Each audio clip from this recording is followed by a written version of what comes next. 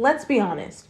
We live in a society that affords certain privileges to people based solely on what they look like. Those who are positioned at the top of the system of desirability are often those who have facial features more akin to Eurocentric beauty standards, who are able-bodied, and of course, people who are thin. And in today's video, I want to discuss how beauty is the greatest form of capital, particularly for women and people who are assigned female at birth, what happens when you don't have access to beauty, and how your quality of life as a woman hinges upon where you fall in the spectrum of desire.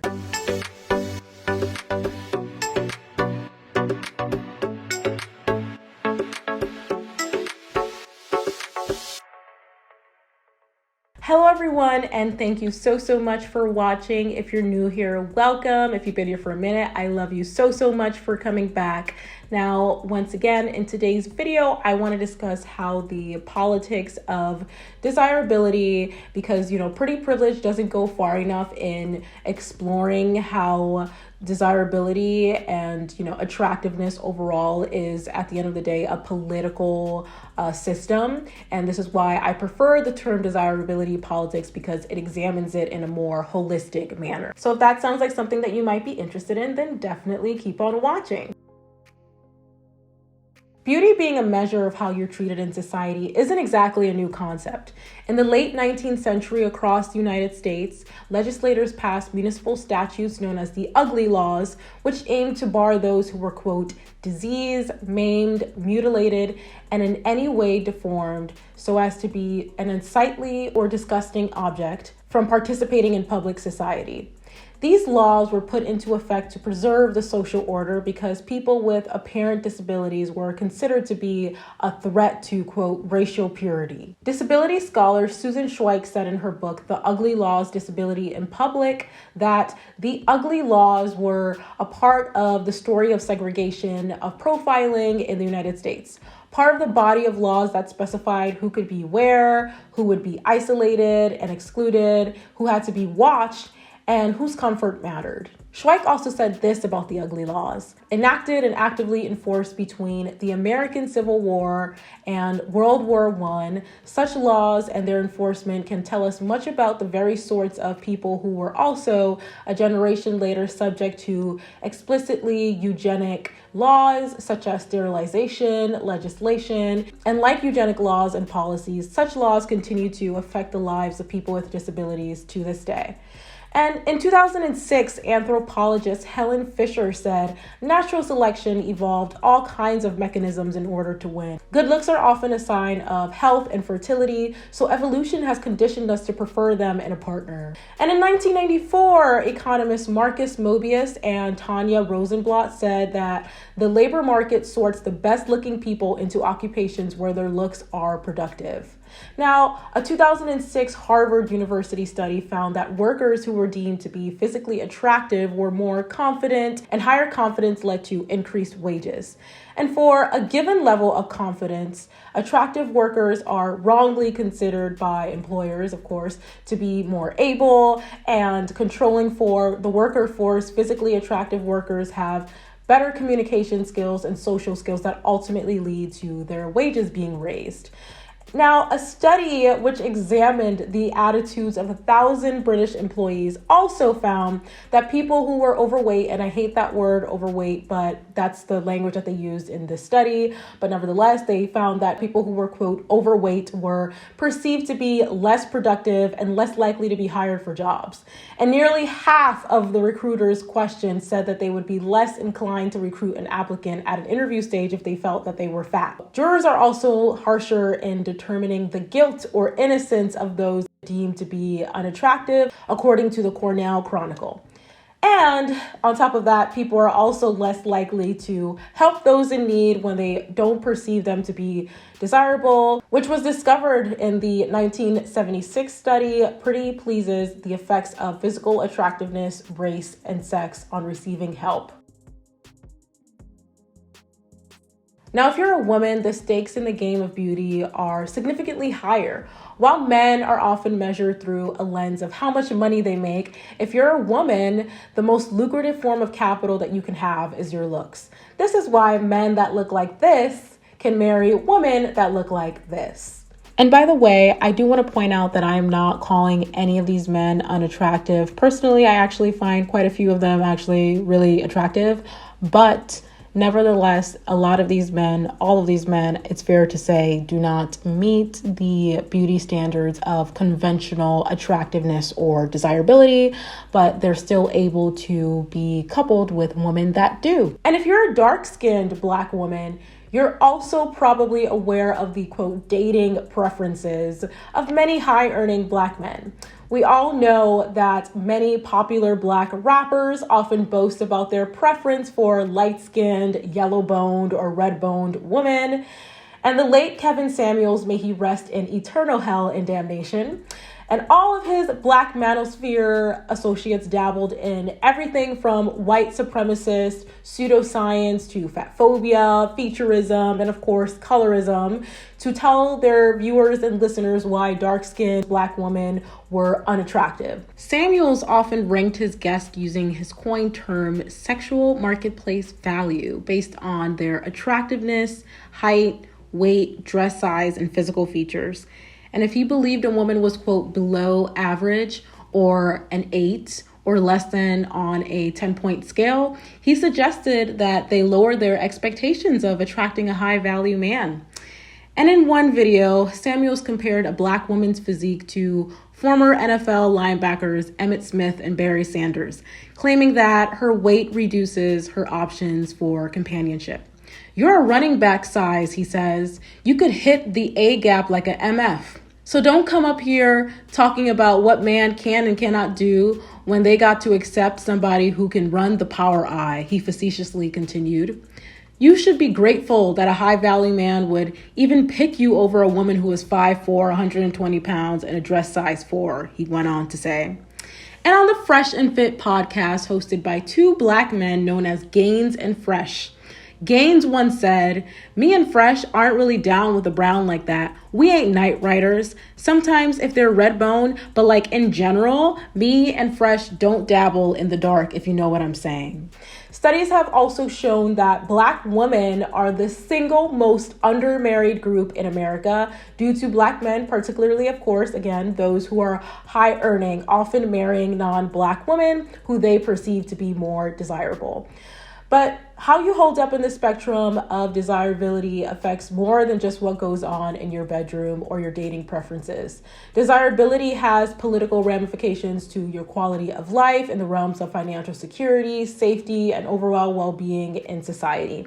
Marriage in and of itself, while I do believe should be about love and just overall compatibility, when you think of things like buying a home, which is the single greatest way to build wealth in the United States, or even how you file your taxes, marriage provides for a higher chance of economic stability. So if you're a woman who is not chosen because you don't fit the beauty standard of desirability, you're guaranteed to have a lesser quality of life, economically speaking. And have you ever heard the news media covering a story on how a woman or girl was harmed, and they are sure to note how tragic it was because she was, quote, so beautiful. Like, how could that happen to her? She was so beautiful. Or how people who are perceived to be beautiful commit harm, and the sentiment is always, well, they could never do that because they're so beautiful. And again, going back to that study with, the jurors and how jurors were perceiving guilt or innocence based on desirability. It's all just a never-ending system. And this is how the politics of desirability work, right? Your value as a person or as a woman is attached to how desirable you are. I mean, a woman could graduate from a whole Ivy League college, have a highly successful career, be accomplished, but what's the one achievement that a woman gets congratulated for the most? When she gets married. Because being desirable to a man, and that's very heteronormative, like assuming that it is a heterosexual relationship, being desirable to a man makes you a, quote, high value woman. And writer Avery Ware wrote that desirability politics is a politic that revolves around the patriarchy and idealized masculinity that's informed by colonial thought and object. Now, in this context, Avery was discussing how desirability politics plays out in queer male communities, but homophobia and misogyny are inextricably linked to the archetype of who's considered to be desirable and who isn't, which was built by patriarchal standards. And while we have a tendency to see our social justice movements, which are led by different groups of individuals as separate battles, when you're fighting for equity for women or, the LGBTQIA plus community or disabled people, Black people, people of color, whatever marginalized group, we can't ignore the intersections of our struggles are all products of white patriarchal supremacy. And in Deshaun Harrison's book that I always mention on this channel, The Belly of the Beast, The Politics of Anti-Fatness and Anti-Blackness, they discuss what it means to be living in a body that is both fat and Black. To exist in these two identities, Deshaun says, is to exist at the margins of society that creates conditions for anti-fatness and anti-Blackness, hyper-policed by the state and society, passed over for housing and for jobs, and derided and misdiagnosed by medical professionals. Fat Black people in the United States are subject to socio-politically sanctioned discrimination, abuse, condescension, and trauma. So being perceived as beautiful or desirable, as we discussed, opens up doors and provides women with a surplus of opportunities, but it also can be weaponized against women, and I'll tell you how. I like to refer to this as the Elle Woods effect. And I have no idea if I made this up or someone else already beat me to it, but nevertheless, the Elle Woods effect. So in the 2000s classic Legally Blonde, we see Elle Woods, who is the very embodiment of desirability in every way, right? She's thin, she's white, she's blonde, she's beauty, and she's grace, she's Miss United States.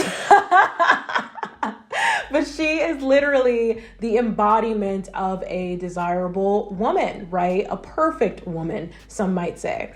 So she enters into this prestigious Ivy League and no one takes her seriously. Everyone thinks she's dim-witted. She's perceived as the archetypal dumb blonde. And so earlier I said that beauty is a form of capital for women, and it directly leads to a higher socioeconomic status, higher quality of life, medical care, and so on and so forth. But patriarchal ideology wants women to adhere to the politics of desire, but ultimately achieve a high status position by being chosen by a man only.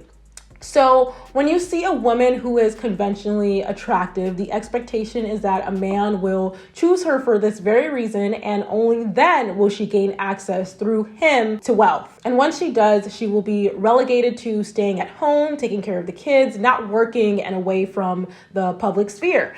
But when a woman is conventionally attractive and she's standing on her own and seeking power through pursuing an education or employment on her own volition, completely independent of a man, she is not taken seriously. She's treated as though she doesn't belong, and she's ultimately disrespected. So this conversation comes up time and time again when we talk about infidelity in relationships. We have Jay-Z, who cheated on the very conventionally attractive Beyonce. We have Emi Udoka, who cheated on the very conventionally attractive Nia Long recently. We have Adam Levine, who cheated on the very conventionally attractive Bahati Prinsloo. We have Arnold Schwarzenegger, who cheated on the very conventionally attractive Maria Shriver. And the list goes on and on. Am I painting a picture yet? I hope so.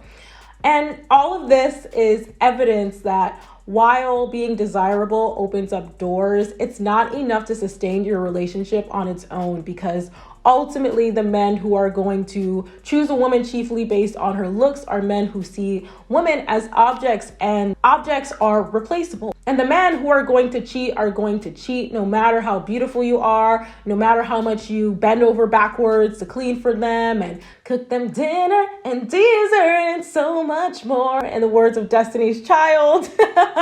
And in the words of a slightly less iconic girl group, 3LW, players are gonna play no matter how beautiful you are. So ultimately, my advice to other women is we have to mobilize to tear this down. Some of y'all probably thought I was going to say something floaty wordy and useless and trite like practice self-love. But self-love is great and all, but we're not going to self-love ourselves out of structural and systemic oppression. So we got to do a little more than that. We all have our role to play in tearing down patriarchal oppression. What we need to be doing is having conversations about how harmful and destructive the politics of desirability are. And we have to call this behavior out. And I personally have dedicated my life to doing just that. And to all of our marginalized communities, we have to call out these oppressive systems so we can achieve collective liberation. Because in the words of our good sis, Fannie Lou Hamer, nobody's free until everybody's free. Thank you so much for watching today's video. And if you enjoyed it, please do give it a like. And if you really enjoyed it, hit that subscribe button, and I'll talk to you all next time.